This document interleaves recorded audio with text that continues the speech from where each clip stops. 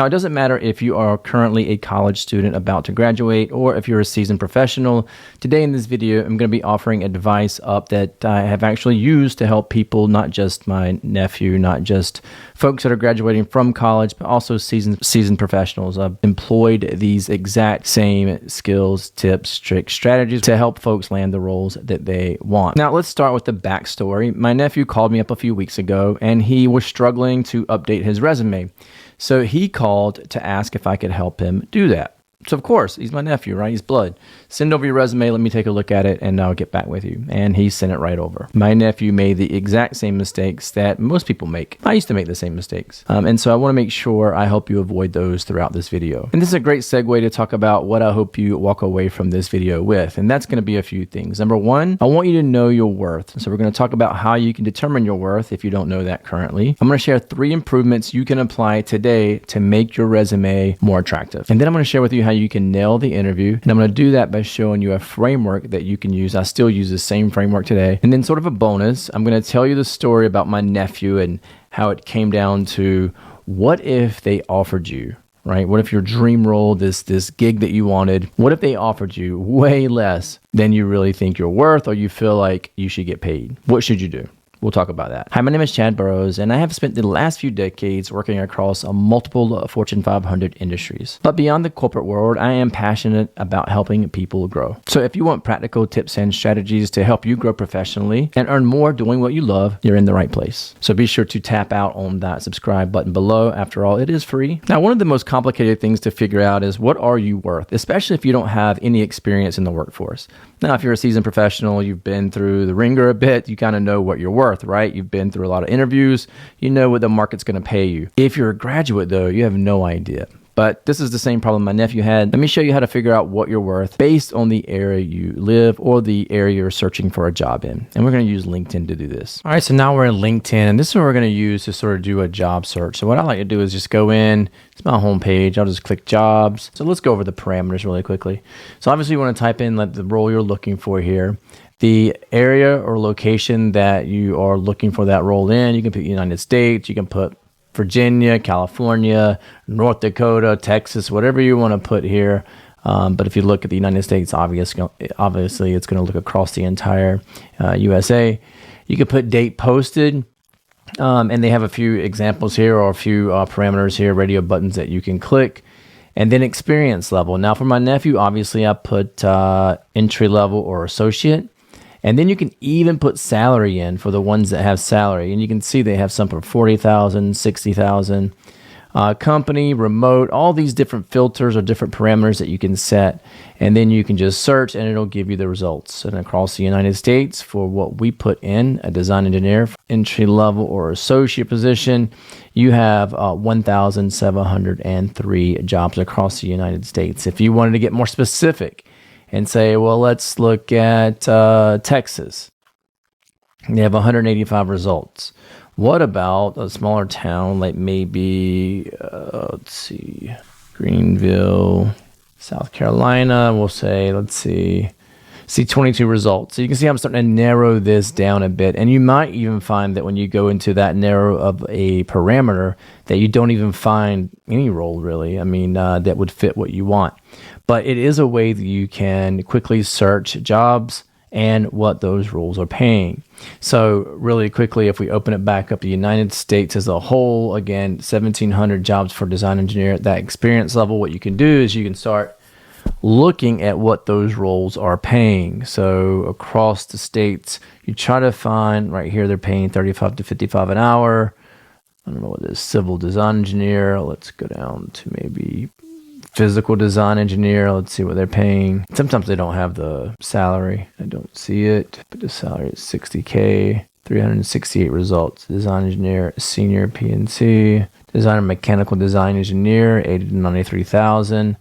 80 to 93,000 for a entry level or associate. So you can quickly get an idea of what they're paying in that area. Narrow that search down and then get a good idea of what you should ask for when you're going in and they're asking you, hey, what's your salary requirements? And another good thing to do, and this is what I told my nephew, is that you want to have this kind of research done because you don't want to walk in and say, hey, I want $80,000. My question would be, if I'm the hiring manager, why do you think you're worth $80,000? And if the person said, well, I did a search on LinkedIn jobs and I cross-referenced that with, several other job sites, and I looked in this specific area for this specific role for entry-level jobs, and they were paying $80,000. I know that that person did the research. They took the time to look these things up. They just didn't say, I think I'm worth $80,000. The next thing you need to do is you need to make your resume attractive, right? If you are not using the right words, the right buzzwords, and you're not using the right language that is conducive to the role you're looking for,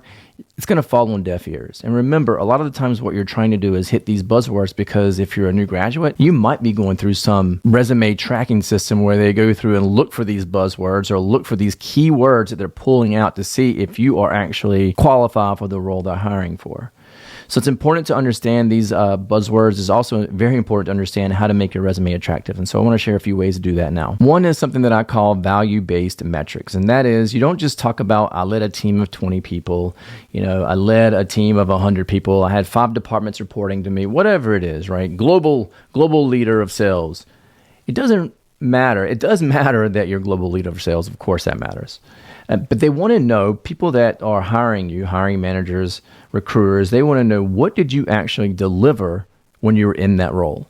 So if you could fish out certain metrics, these value-based metrics, as I like to call them, if you can fish those out somehow and apply those to your resume, you're going to make that resume way more attractive than if you didn't have any. Now, that doesn't mean you need to include a value-based metric for every bullet point on your resume, but it does mean that you should have at least 2 or 3 bullet points that have those metrics in there. So for example, let's suppose you had 5 bullet points. That's quite a few for a job title or description. And I like to keep mine between 3 and 5, my bullet points.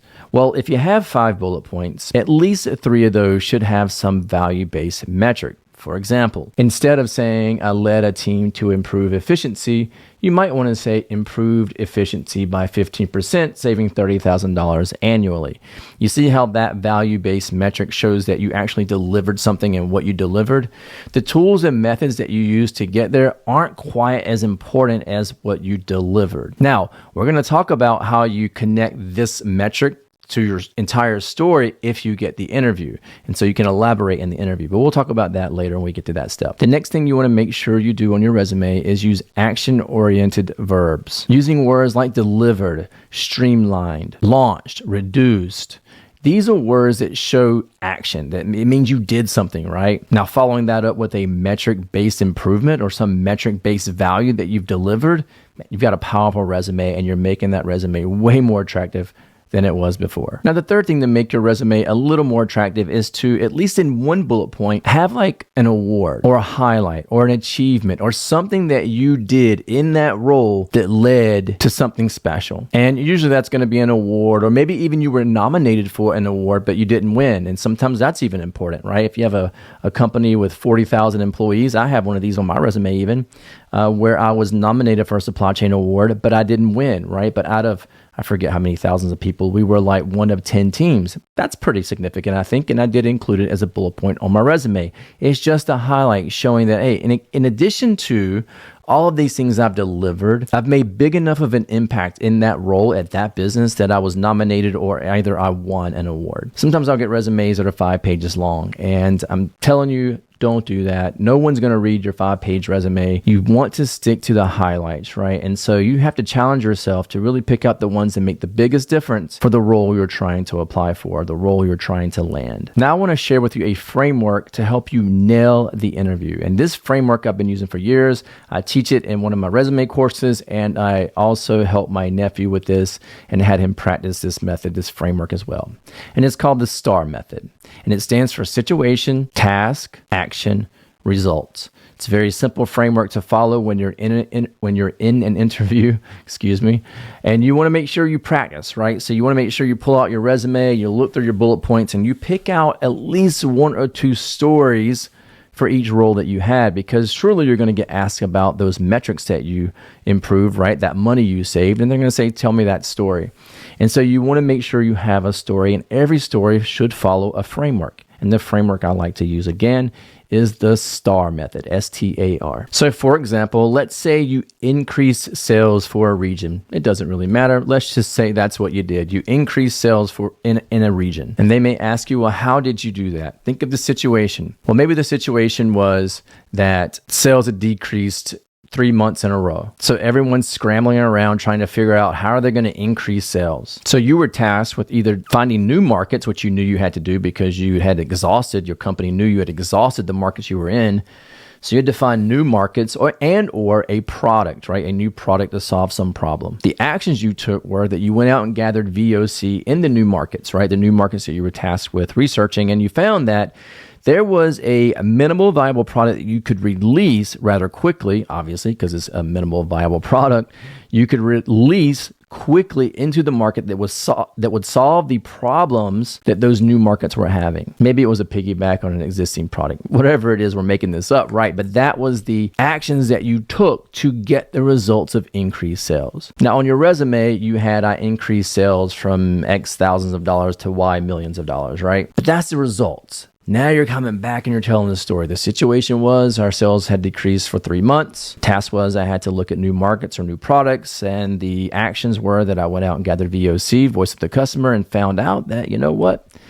We can piggyback on an existing product line that we have and solve a low-hanging fruit problem that those new markets have, thereby increasing our sales. And there's your story that you tell when you go to the interview. All right, so always have those bullet points on your resume that are going to spark those stories for your interview. And I recommend going through and actually thinking through the STAR method and typing that up so that it's easier to tell when you get in front of an interviewer.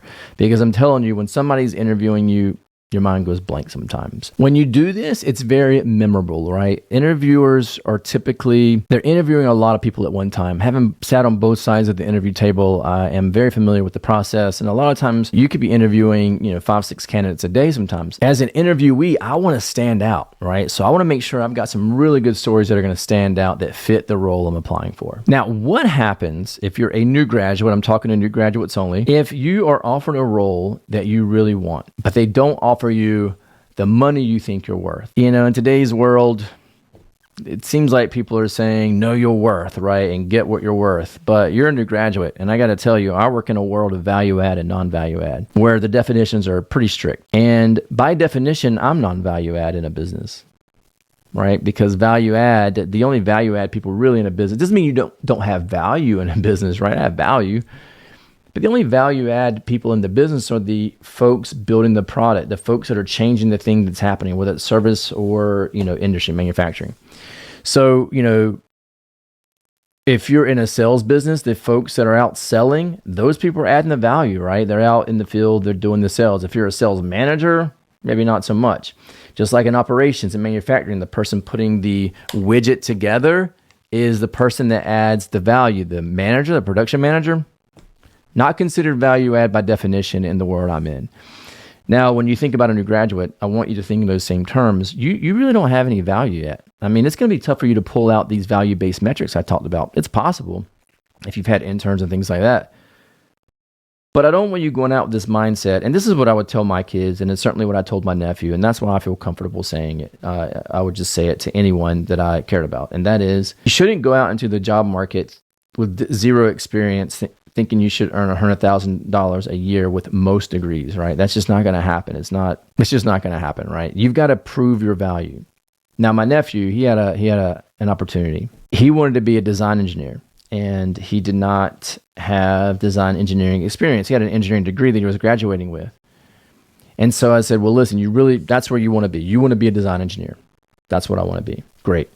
What if they come back to you, you apply for this design engineering role, and they come back and say, well, we're only going to pay you $30,000 a year. Would you take the role? And so his initial reaction was, well, I'm not sure if I can even eat off $30,000 a year. Fair assessment. But I asked him, I said, well, listen, if you don't take the role, then you're going to have to take a role with the degree that you have, which is fine, by the way, and you'll earn more money. But it won't be the job that you wanted. It won't be the path that you wanted to be on. And in 2 to 5 years, it won't matter anyway, right?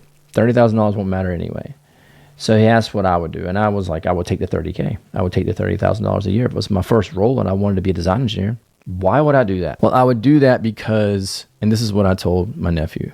I said, would you rather take this role making 30 grand a year for maybe 1 to 2 years, because you know you're not going to stay there forever making 30 grand a year, right? As a design engineer, would you rather take that role making 30 grand a year for the first year, maybe 2, and then move on into a real design engineering role where you earn way more money because now you have experience that we can pull from and build that resume?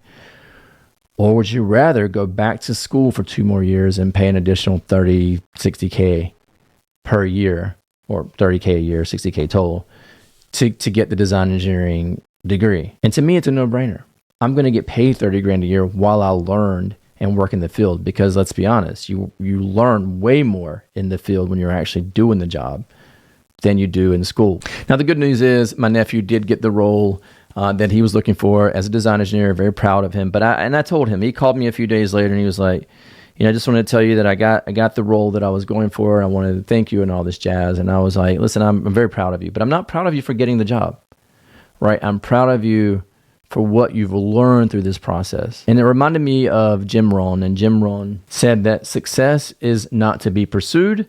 It is to be attracted by the person you become. And my nephew had learned a lot, right? He learned that you can't just send out a resume to any role and think you're going to get the job without putting a lot of work into that role. I still do this today if I want a role, right? I update my resume. I practice the stories I'm going to tell, pull on from experiences. These are things that if you want to advance in your career, if you want to land that first role, you got to do these things, right? And my nephew had learned how to do those. He had learned how to update his resume and to add action verbs and to articulate his value through value-based metrics. He learned how to connect his story, right, from his resume to his interview using the STAR framework.